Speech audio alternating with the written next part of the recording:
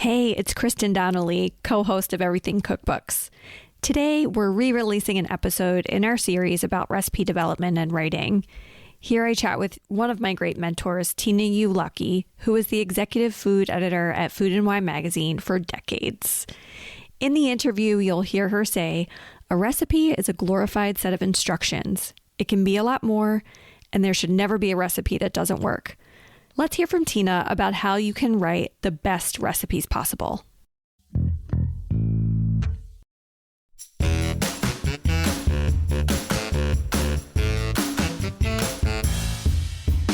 Welcome to Everything Cookbooks, the podcast for curious writers, readers, and cooks. I'm Kristin Donnelly, and I'm recording solo today with Tina Ujlaki, who taught me so much of what I know about recipe writing and editing. A well-written recipe might seem like an unassuming thing. When properly crafted, cooks should be able to follow it effortlessly without questioning it or themselves. Getting to that place, however, takes time and requires a zillion judgment calls. It also entails copious note-taking during the development and testing phases and extra thought while writing and editing.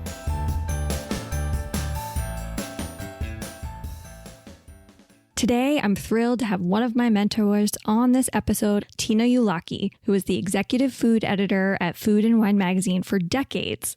While at Food & Wine, Tina oversaw the test kitchen and read and scrutinized every recipe in the magazine. She also scouted products and traveled widely to identify emerging talent for editorial features and for the magazine's annual roundup of best new chefs. During the course of her career, she worked with cooks and chefs like Julia Child, Paula Wolfert, Jacques Pepin, Marcella Hazan, and so many others. She now brings her recipe expertise to the likes of the New York Times, The Kitchen, and many other publications.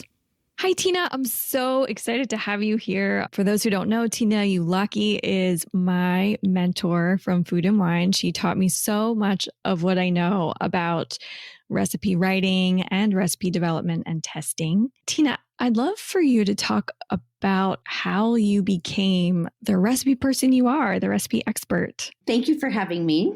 It's really fun to be here, and that's very, very sweet of you to say. I actually had to jump into recipes head first, never having edited a recipe before, when I was working for Anne Willan a million years ago at La Varenne. I was a work-study student at the school in Paris. You know, when I look back on this book that I did for her, I had never edited a recipe. I had never tested a recipe.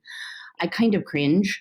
You know, it was many, many years ago. And, you know, at the time, of course, I had no idea what I had to learn. I mean, I think just from working with recipes for so many years in freelance capacities, and then, of course, forever at Food & Wine, where I was the food editor there for 30 years plus, from having bad experiences cooking from recipes myself, and trying to learn from those. I feel like a recipe is a glorified set of instructions. It can be a lot more. At the very least, that's what it is.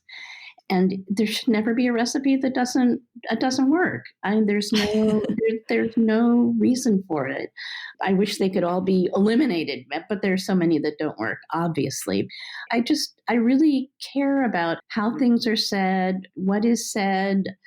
You know, the goal is to get somebody to be able to replicate something that you made that you loved in the easiest, most straightforward possible way. And I think just really caring about getting it right. I don't know, thinking about how you say things and when you say things and what you say and what you don't say. And, you know, just trying to give as much direction and instruction where it's needed and to not worry about it where it really isn't. It's just very important to me to get it right because I think it's terrible that there are recipes out there that don't work. When you say don't work, where do you think that comes into the process? Unfortunately, it can come in myriad ways. I mean, I think it does come in, recipes that are poorly tested. I mean, obviously, we've all seen recipes that are copied or plagiarized, but not 100%, only 85%. And then whatever the 15% modifications somebody makes to make the recipe their own, if it's not well tested, and if the testing isn't well documented and then accurately written up, I mean, there are a million places it can fail. It can be a keystroke, a plural that should be a singular.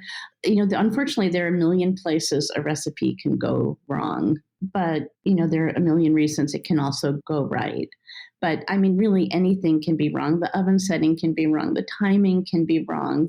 Somebody can write baking powder instead of baking soda, and, it'll completely throw the recipe off, or a measurement, or, if you forget that you switched it from one cut of beef to another cut of beef. And when you're developing a recipe, you always think, well, I'll remember that. And of course, you never will remember anything. And no matter how many years you've been doing it, you tell yourself you have to write everything down. You have to document everything. You have to be as careful as possible.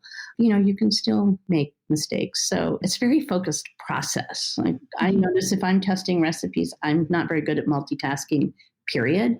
But if I'm, testing a recipe, I actually can't listen to music, and I certainly can't, be on my phone. I kind of have to be totally focused, because there's so many things to watch out for. And you want to make sure that you're not only watching and doing, but you're also thinking about, how can I make this easier? How can I be clear? There are lots of ways to go wrong and lots of ways to go right. It's so different from cooking. If you're just cooking for the joy of cooking, I find recipe testing and recipe development so very different. The antithesis, it hardly resembles cooking. Cooking is as sort of freewheeling and liberating as recipe testing is constraining.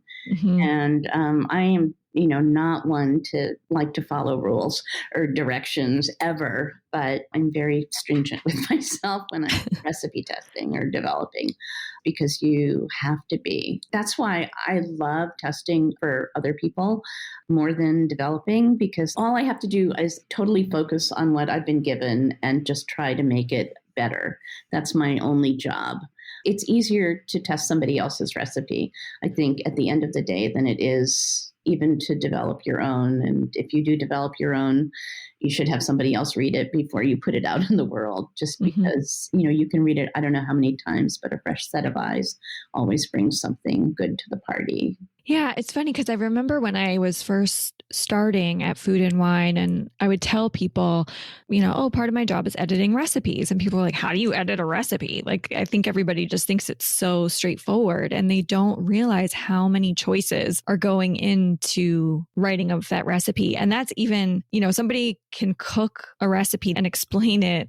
Two people could explain it in totally different ways. Absolutely. I was cooking something yesterday, and I was looking at the instructions, and the instructions said, just keep whisking. You'll see some cheese floating in the sauce, but, just keep whisking and it'll melt. And I'm like whisking, and I'm thinking, well, the cheese will melt. And I do see the cheese, but it's not floating in the sauce in any way. So if I see floating in the sauce, I'm like, oh, is my sauce too thick? Should it be of a different consistency? So I was like, okay, let's just take out floating, and then everything is clearer. It's so easy to introduce something that's going to make somebody go, I wonder if I'm not getting where I'm supposed to be. There was another instance where there was a test for doneness, and there was a time.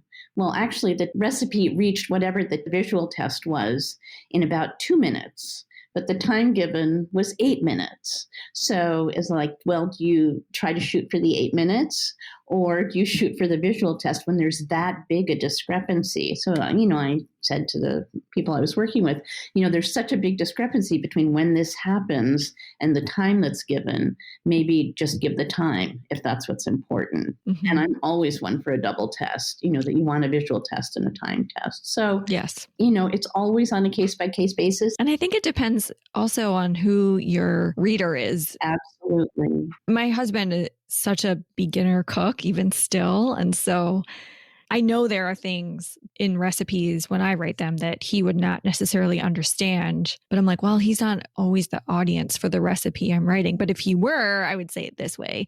How do you take that into consideration? That's a very good question. I mean, I think clarity trumps everything. So I don't think, you can insult anybody by giving them a little bit more direction, depending on also what the space is, because online you can do as much as you want. In magazines, in books, there are real estate issues that you have to deal with. For instance, at Food and Wine, we had very, very limited space. So it was always a judgment call. How can we be as clear as possible? We don't have room to give these three options. So which is the best? Or, how can we maximize clarity in the space that we have? Whereas, if you don't have those space constraints, you can be a little bit more freewheeling. Mm-hmm. But as far as the audience, obviously, if it's a chef's cookbook and there are technical things, you have to go through the technical, and, the technical language is fine. But, if it's a general interest cookbook or, recipes for the public at large, you just want to be as clear as possible. Yeah. I feel like a lot of stuff is done to avoid a scale because not a lot of home cooks in the US have scales. Fix that. I know. I agree. How do you feel about looser measurements? A handful of this or something, which I love it. I think anywhere where it matters, it's really, really important to be absolutely clear and specific. And then where it really doesn't matter, of course, now I get agita if it says 1 carrot. Like, is it a big carrot or a small carrot or a medium carrot? And what is a medium carrot? But at the end of the day, if you're making stock or a soup or a stew or whatever, does it matter really? No, it doesn't. Yeah. But I think we've gotten very used to, specifics. But I was just testing some foreign recipes. They called for shallots, and they called for like 8 shallots. And I was like, okay, I think this might have come from a country where the shallots are a lot smaller than ours, because after I've sliced the 8 shallots, I have 12 cups of shallots or whatever it was. Also things like a bunch. People always call for a bunch of kale. Well, the bunch of kale you buy at the grocery store is not the bunch of kale you get at the farmer's market. No matter how specific you are in a recipe, if you have 3 people standing side by side cooking the exact same recipe, you will get 3 takes on the same dish. Mm-hmm. Maybe if everybody's baking a pumpkin bread, it'll be similar. But if you have, a bunch of ingredients that you have to pull together, and it depends on the size of your chicken leg or the size of, whatever it is, everybody's hand is different, and the dish will be different, which is wonderful. I think that's something to celebrate, not something to worry about. Just fun. It's funny. I worked with a really wonderful recipe tester just recently. She liked things to be really specific. And then garlic, for example, is another ingredient where a lot of times when you get a supermarket head of garlic, it's that soft neck garlic, and the cloves can be really tiny. And then the farmer's market garlic is usually this hard neck garlic in the summer. So those big, big fat cloves. So 1 clove of garlic, if it's in a stew or something, doesn't matter that much. But if it's raw, it can. It was funny. For a while, she kept asking me like, what size? And I ended up handing everything in, saying sizes of garlic, fat garlic cloves, That's good. It was, but then sometimes it seems like some editors don't want to be so specific if it doesn't matter. They want it to feel looser for home cooks. I think they feel like it's less intimidating. So in some of those cases, I just adjusted everything. So it was more like your supermarket clove of garlic, not really those fat farmer's market cloves. Anyway, it's just interesting, those little choices that we think very hard about. Well, even on the garlic front, for many, many years, time immemorial, garlic was always minced. I hate chopping garlic as much as the next person, and, totally embrace the microplane. And now everybody grates their garlic. But, grated garlic and minced garlic are not the same. Yeah. Even if you just saute spinach and you add grated garlic or you add minced garlic, you don't get the same expression of garlic flavor. So, it's really, it's interesting, as we evolve, how things change. I remember when arugula was newer, we would call for a bunch of arugula. And for some reason in the country, they continued to think of arugula as an herb. So a bunch would be like 7 sprigs of arugula. Oh, right. For all of those things, I think calling for a bunch of anything really doesn't do anybody any good anymore. Mm-hmm. It can be as much as 4 times as much given a small bunch or a large bunch. Yeah, for sure. I feel like one of the reasons, if different people are making the recipes, that it can come out differently is salt. How do you like to handle seasoning when writing recipes? Well, given my druthers, I like to be loose where you can be loose and specific where you obviously have to be specific. If you're making something with raw eggs that you can't really taste or you shouldn't advise other people to taste in advance, or a sausage stuffing or anywhere where you can adjust it later. But otherwise, I really like to let people be as liberal with the salt or as strict with the salt as, where it's critical. I think it's very important to be very specific. And where it's just a matter of augmenting flavor. I mean, I think a lot of people like their food a little less salty and a lot of people like it more salty. So I only like to be specific where I have to be specific. But I notice that that's how I feel in my development when I'm talking to people about recipes or cooking. But in recipe testing, and most of the recipes testing that I do for other people, I see that they want to be salt specific pretty much all the way through. And one of the biggest questions is, was there enough salt? Did you add more salt at this point? And then, we always have to talk about, recipes that call for seasoning blends, whether it's Cajun seasoning or Creole seasoning or taco seasoning or whatever it is. Every brand has a different level of salt. So, how much you have to season afterwards is completely brand dependent, and, specifying what kind of salt it is. So, I noticed that there are a lot that say, did you use Diamond Crystal or did you use Morton's? It's a little tricky, but I love reading the Times recipe comments. It gives me faith that people are very, very happy to take ownership of recipes and make them their own. And it makes me feel like a lot of people are just inclined to do that, regardless of how much instruction you give them. They just can't turn around at the end and say, you led me astray, after they've done that. But, it makes me feel like people are much more comfortable putting themselves into their recipes than they were, say, 10 or 15 years ago. Oh, that's cool. Sometimes people pile on hate on a recipe, and I'm not always sure it's the recipe's fault. Well, we used to get a lot of calls like that at Food and Wine. And, back when we used to answer the calls when people would call and complain about recipes. And, by the time they finished telling you how they modified the recipe, you're like, well, I'm really sorry. When you multiplied the pot pie by 20, that it didn't cook in, the half hour that was specified. This is actually a really good segue, because I remember talking with you once about when you're developing a recipe, how you really have to be careful when you cheat. For example, if you're writing a recipe to feed 10 people, but maybe to save some cost on ingredients and time, you make a version that feeds 2 or 4, and how it doesn't always work out so well. No, you can't cheat. No, you know what? I shouldn't say that. You can cheat. And if you have a lot of experience with it, when you can cheat and when you can't cheat. But, then sometimes it surprises you. So it's actually best not to cheat if you can avoid it. I also notice in recipe testing, I have electric at home and I have gas in the country. So I get to have both experiences, and they are completely, completely different.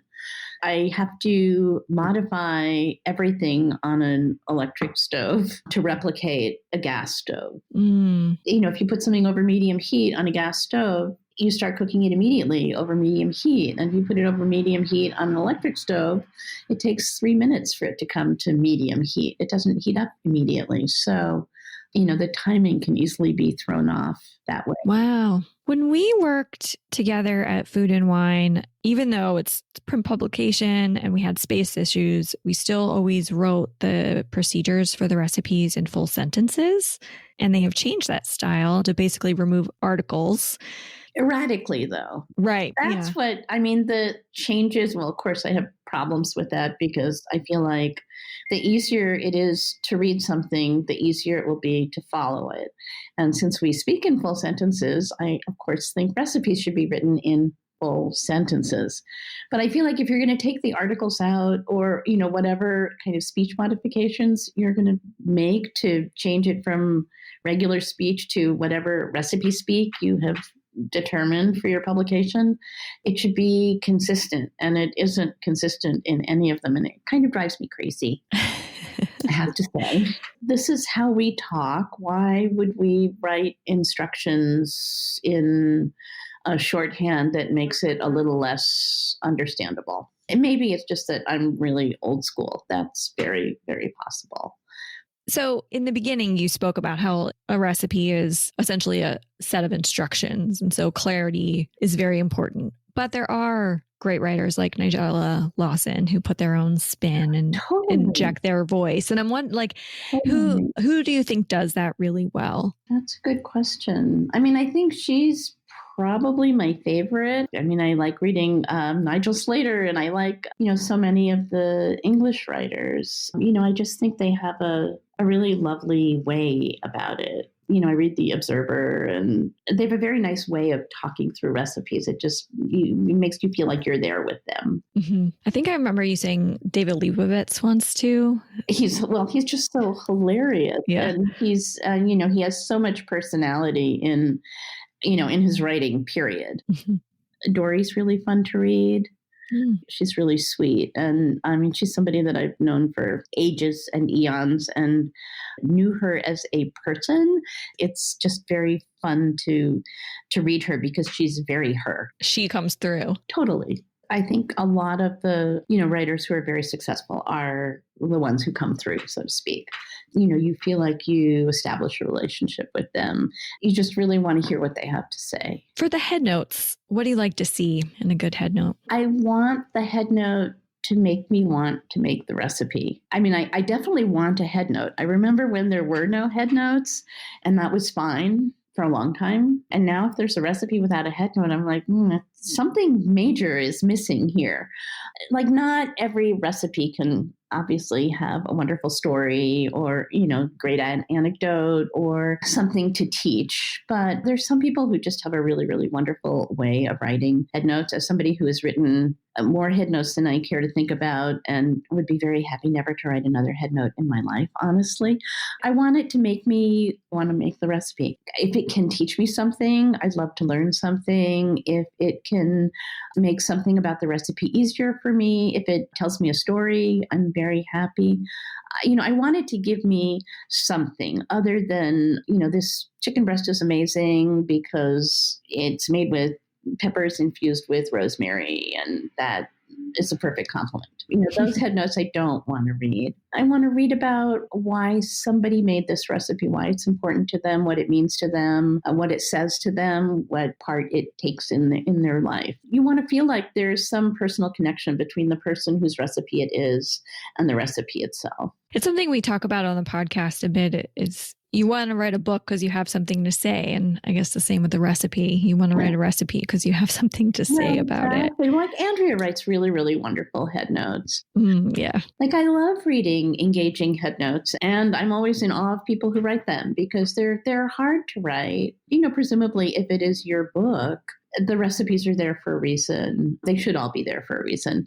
With recipe titles, when we were working together, everybody wanted to put like the best ever this on it, best ever chocolate chip cookie. Part of it was for SEO reasons, because I guess people would put into Google, best chocolate chip cookie recipe. It's very easy to be very straightforward. And sometimes those are not exactly the most compelling. I mean, they get the job done. I think if you can be a little fun or flirty in the recipe title and still, be clear about what it is, I think it's great. In a book, I think you have free range. There's something personal, obviously, about a book. So you have a little bit more liberty than I think if you're just, developing recipes for, a company or a magazine or whatever, where it's more important to be very straightforward because it's going to be part of a big collection and they're going to need to know how to anthologize it and all of that. In a book, you can definitely be a little bit more frivolous about your recipe title, especially if you have a headnote that's going to come right after it that will either explain it, you want to call it crazy salad or whatever, rather than saying cabbage salad with carrots and pepitas or, whatever it is. So I think there are a lot of benefits to being able to title recipes in a book as opposed to ones you send out into the world. In a book, you don't have to think about SEO. So. I find it so annoying that if I'm looking for a specific recipe, something I have in my head that I want to make, and I look in cookbooks, I can never, ever find it. I'll go from book to book to book, and then I'll give up and I'll look online. And that's the only way that I can, find something. And then the things that come up are just, you have to go really far to get to interesting things sometimes because the most generic things come up because of SEO. But yeah, So here's a little bit of a hot seat question, I guess. What are the top 3 things somebody should do when they feel like their recipe is ready for the world? I would say the first thing is put it to the side for 24 hours and come back and look at it the next day just with a fresh eye to make sure. Check your spelling, obviously. Make sure that you've used all your ingredients. Oh, it's a big one. And not only used all your ingredients, but use all of each of your ingredients, that everything got added. If you have the luxury, have somebody else read it. Mm-hmm. Somebody who likes to cook, read it. Like, have a friend read it. If you can't have somebody who, has a trained eye to read it, to give you feedback. Because sometimes, no matter how clear it is to you, it could be unclear to somebody else. Great. Well, thanks, Tina. Thank you. I love talking about recipes. Thank you so much for sharing your wisdom. Oh, well, thank you. Thanks for listening to Everything Cookbooks. If you have questions or comments, ping us on Instagram at Everything Cookbooks or send us a message at our website, everythingcookbooks.com. Much gratitude goes out to our editor, Abby Circatella. If you have a few seconds to spare, please leave a review on Apple Podcasts or wherever you listen to Everything Cookbooks, which will help more people find the show. Thank you for joining us. Until next time, keep on cooking.